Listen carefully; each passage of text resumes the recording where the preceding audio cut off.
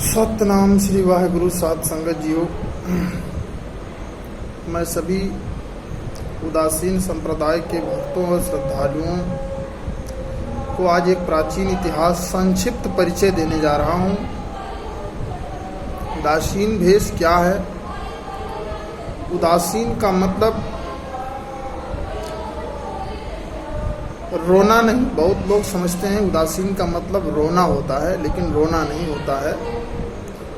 उदासीन निर्वाण, उत्मया, उत्मय, उत्साह,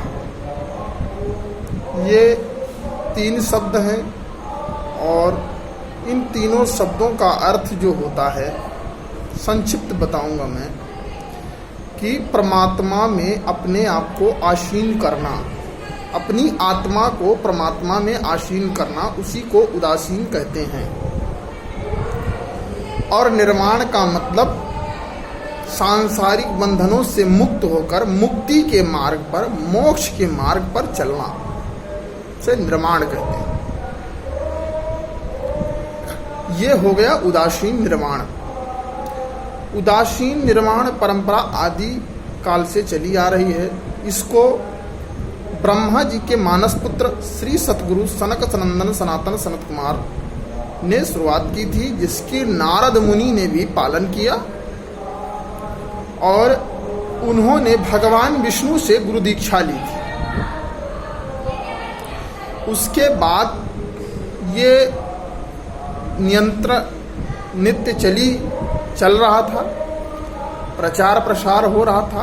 बहुत सारे देवता, यक्ष, गंधर्व और आदि लोग जो है, देवता, मानव, सब जो है इस परंपरा से जुड़े रहे।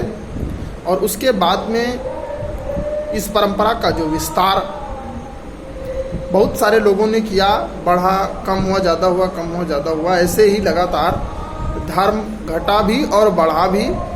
इस प्रकार से रामायण में भगवान राम ने भी अपने आप को उदासीन बताया है। और बहुत सारे ऋषि मुनियों ने, जितने भी मुनि लगाते थे वो उदासीन संप्रदाय से ही संबंधित थे। ये आदि अनादि का पंथ है, आदि काल से बहुत प्राचीन पंथ है, जो सृष्टि के प्रारंभ से ही था।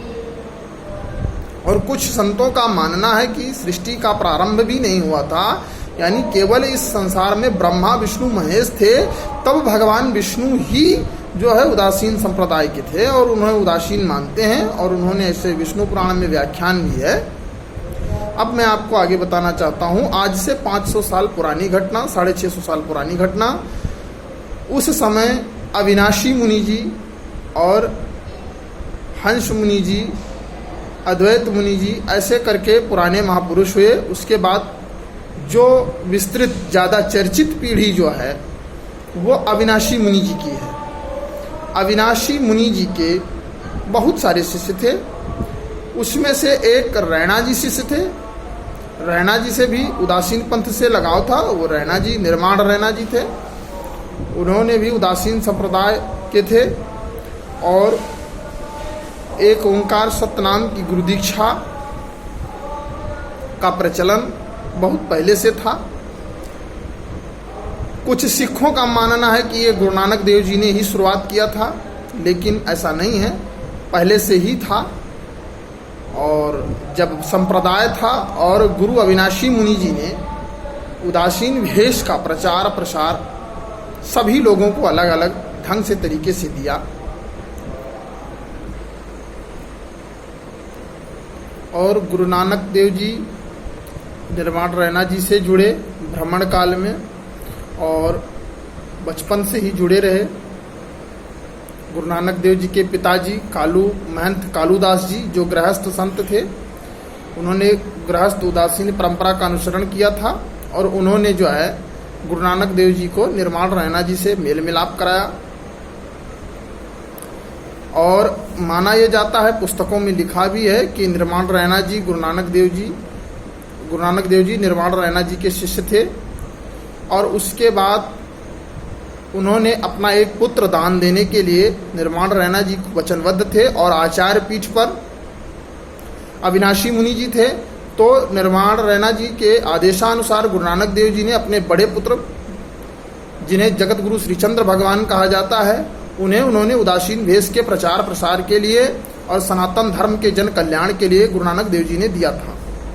इसके बाद उदासीन संप्रदाय का प्रचार प्रसार का भार अविनाशी मुनि के बाद आचार्य पीठ पर जगत गुरु श्रीचंद्र भगवान बैठे और उन्होंने आचार्य पीठ का संचालन किया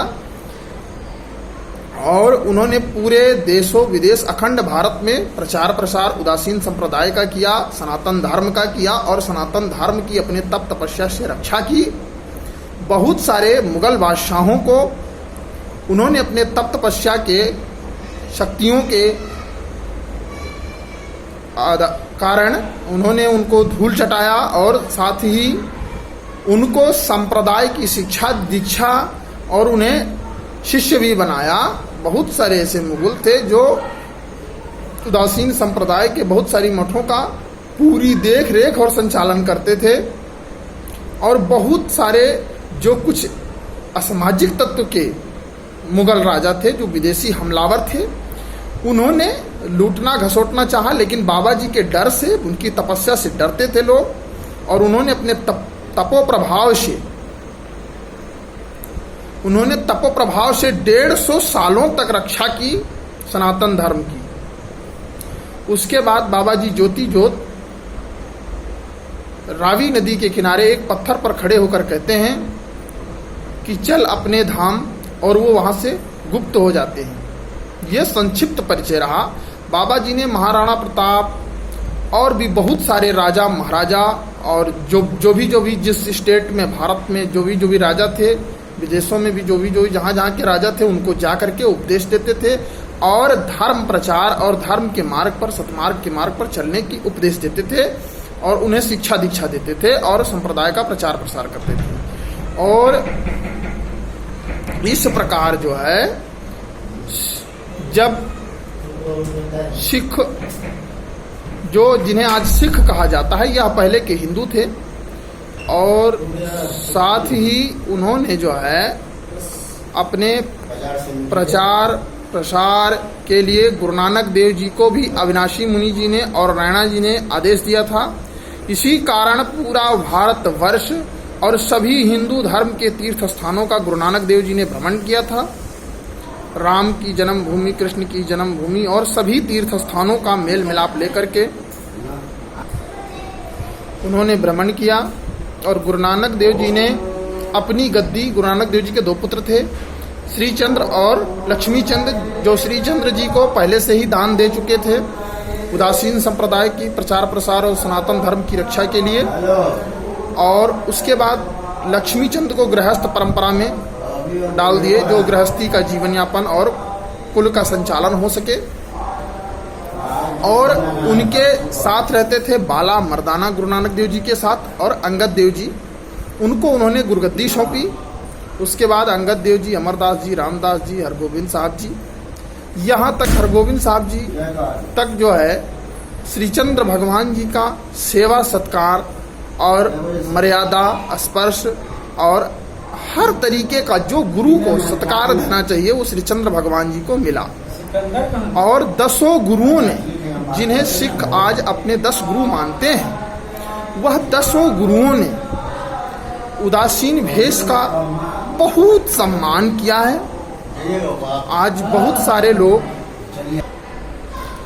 तो यहाँ तक कि सिख गुरुओं ने सत्कार में, गुरु के आदर में, गुरु मतलब गुरु नानक देव जी के बाद अगर इतना सत्कार किसी को मिला है तो 9 गुरुओं ने गुरु नानक देव जी के बाद अगर किसी को सत्कार दिया है तो भगवान श्रीचंद्र थे, उदासीन संप्रदाय के आचार्य थे।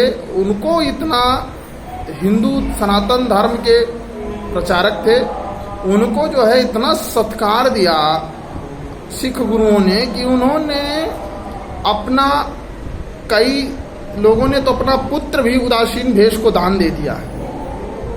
कई लोगों ने, कई गुरुओं ने, सिखों के कई गुरुओं ने अपने पुत्रों को दान दे दिया है। जैसे गुरुदत्ता उदासीन हरगोविंद साहब के पुत्र थे, उन्होंने अपने पुत्र को दान दे दिया। और हरगोविंद साहब के दूसरे पुत्र थे तेग बहादुर जी, यानी गुरु गोविंद सिंह के दादा या ताऊ कहा जाए, जो भी अपने भाषा में लोग कहते होंगे, दादा ताऊ कहा जाए या चाचा कहा जाए, इस प्रकार से उन्होंने गुरु गोविंद सिंह के उन्होंने ही प्रचार प्रसार किया। और अंतिम में गुरु गोविंद सिंह ने, जब गुरु गोविंद सिंह को गुरु तेग बहादुर जी को गद्दी मिली, उसके बाद गुरु गोविंद सिंह को मिली, गुरु गोविंद सिंह ने जो है निर्मल पंथ बनाया और उन्होंने सनातन धर्म के प्रचार प्रसार के लिए, संस्कृति के प्रचार प्रसार के लिए गुरु गोविंद सिंह जी महाराज ने, और उन्होंने निर्मल पंथ के 5 शिष्यों को अपने तैयार करके बनारस पढ़ने के लिए भेजा। और उसके पश्चात जो है 13 साल बाद खालसा पंथ की स्थापना की। जब गुरु गोविंद सिंह को ऐसा लगा कि अब शास्त्रों से धर्म की रक्षा नहीं की जा सकती है और इतनी तपस्या हम महापुरुषों जैसे श्रीचंद्र भगवान हुए, गुरु नानक देव जी हुए, अंगद देव जी हुए, अमरदास जी हुए, रामदास जी हुए और सच्ची दाढ़ी जी हुए और अविनाशी मुनि जी हुए, इनकी सबकी तपस्या का लोहा माना जाता था। चमत्कार था, ऐसा चमत्कार, अद्भुत चमत्कार था इन लोगों के अंदर। एक मतलब ये परमात्मा का स्वयं स्वरूप थे। इतना तेज था कि मुगल बादशाह इनके मतलब दर्शन मात्र से ही डर जाता था, आंखें बंद हो जाती थी। औरंगजेब की कई बार तो आंखें बंद हो गई हैं इन सबके दर्शन से ही, डरते थे, कांप जाती थी रूहें इनकी। मुगल सैनिक सिर्फ उनके चमक से घबराते थे। तो गुरु गोविंद सिंह ने सोचा कि अब ऐसा नहीं हो सकता है और इतनी तपस्या सब साधारण मानव के लिए संभव नहीं है। तो उन्होंने एक पंथ बनाया जिसका नाम रखा खालसा पंथ, और उन्होंने लिखा यह कोई आज्ञा हुई अकाल की तबे चलायो पंथ, सब सिखन को हुक्म है गुरु मानियो ग्रंथ। और उस पंथ का नाम आगे चल करके खालसा पंथ हुआ और वह पंथ ही था और पंथ ही है जो गुरु साहब ने चलाया था। आज भी सचखंड श्री हरमंदिर साहब नांदेड़ में तिलक लगाया जाता है, सुबह सुबह आरती होती है, कृपाण की पूजा होती है। और गुरु गोविंद सिंह ने एक शब्द और लिखा है अरदास में, शस्त्रों के अरदास में, काल तुही काली तुही हमारे पीर नाम तिहारो जो जपे जो कहलावे जगवीर। ऐसा पंजाबी की एक चौपाई है। और गुरु गोविंद सिंह महाराज जी ने हेमकुंड साहब में चंडी की उपासना की, चंडी पर्वत पर चंडी यज्ञ करवाया ब्राह्मणों से। तो पूर्ण रूप से सनातन संस्कृति के लिए बहुत कुछ किया।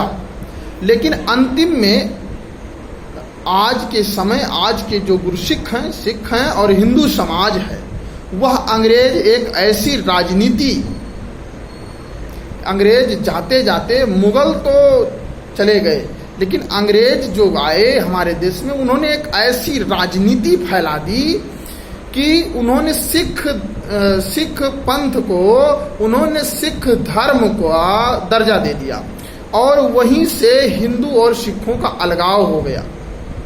जबकि गुरु गोविंद सिंह महाराज जी ने हिंदू, मुस्लिम, जैन, बौद्ध और भी बहुत सारे लोगों को लेकर के उन्होंने खालसा पंथ बनाया था।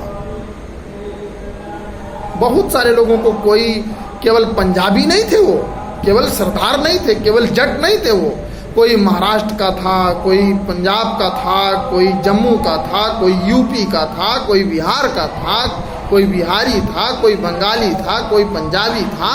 ऐसे करके खालसा पंथ की स्थापना हुई थी, जो पुस्तकों में दर्ज है, वाणी में, गुरु महाराज की वाणी में दर्ज है।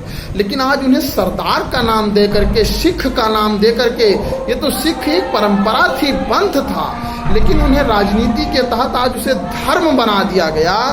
चलिए ठीक है, लेकिन आज भी हमारे निर्मल संप्रदाय के लोग, निर्मल पंथ के लोग आज भी हमारे साथ हिंदू मेल मिलाप के अनुसार, सनातन संस्कृति के अनुसार जीवन जीते हैं। उदासीन भी हिंदू परंपरागत जीते हैं, लेकिन कुछ सिख भी ऐसे हिंदू पद्धति के अनुसार ज़्यादातर 80% लोग जीते हैं। लेकिन 20% लोग ऐसे हैं जो जिन्हें ज्ञान नहीं है, अज्ञानी हैं, तुच्छता की सोच है उनकी, वो आज भी समाज को भरमाने का, बरगलाने का काम करते हैं। और वह सिख धर्म को एजेंडा बना करके वो दूसरे देशों के साथ मेल मिलाप करके वो अलग, जैसे सन 84 में एक बार दंगा हुआ था, इसका हिंदुओं को, सिखों को बहुत बड़ा खामियाजा भुगतना पड़ा था।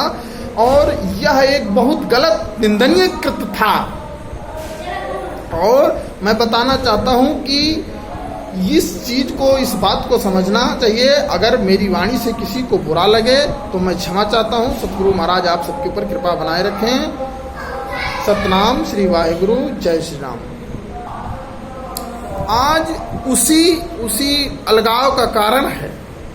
अंग्रेजों की देन है, हिंदू और सिख एक नहीं हो पा रहे, और उसी देन के कारण, जबकि पूर्णतः 10 गुरुओं की शादी हिंदू रीति रिवाज के अनुसार हुई थी और अंतिम संस्कार भी उनका हिंदू रीति रिवाज के अनुसार हुआ था, उसके बाद भी आज अलगाव बना हुआ है। इस चीज को, इन विषयों को छिपाया जा रहा है और सिख को अपना एक अलग धर्म बताया जा रहा है और अलग अलग चीजें बताई जा रही हैं, अलग अलग तरीके से बताई जा रही हैं।